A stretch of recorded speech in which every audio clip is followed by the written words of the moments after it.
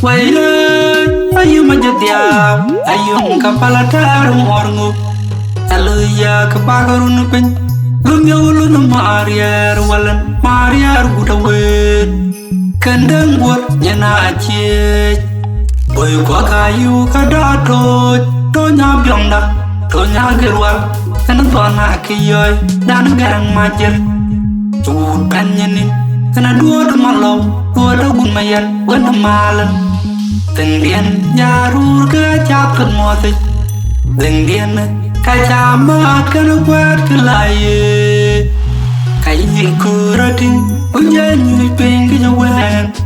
Aye upai kamu, kajaga beluit, kai kalana kebu kwari je.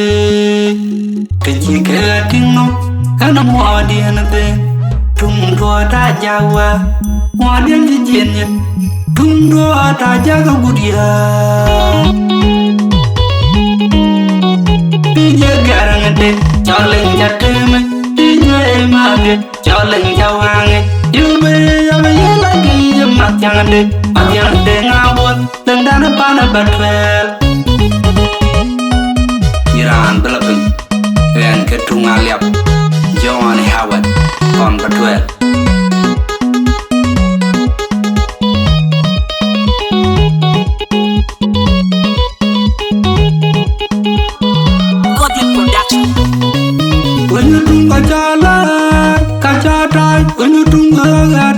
Liap parul tung jana piuni abe piu kaj abe piu la diudu palingan du kwarau kaca kademi kana cide jam kaki kopi ruari tung jaga jaga wari tung aja ciune ciune kaca dai unyu tung gagat pana liap parul tung jana piuni abe piu kaj abe piu la diudu palingan du kwarau kaca kademi kana cide jam kaki kopi ruari tung jaga wari tung aja ciune ciune kaca dai unyu tung gagat pana liap parul tung jana piuni abe piu kaj abe piu la diudu palingan du kwarau kaca kademi kana cide jam kaki kopi ruari tung jaga wari tung aja ciune ciune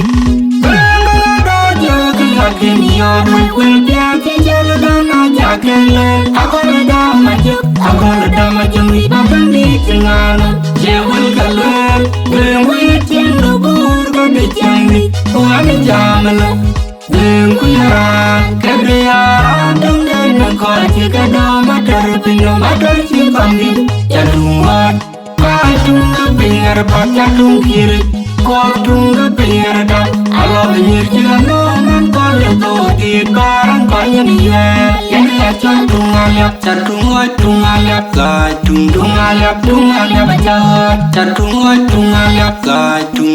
jantung alap bacaot.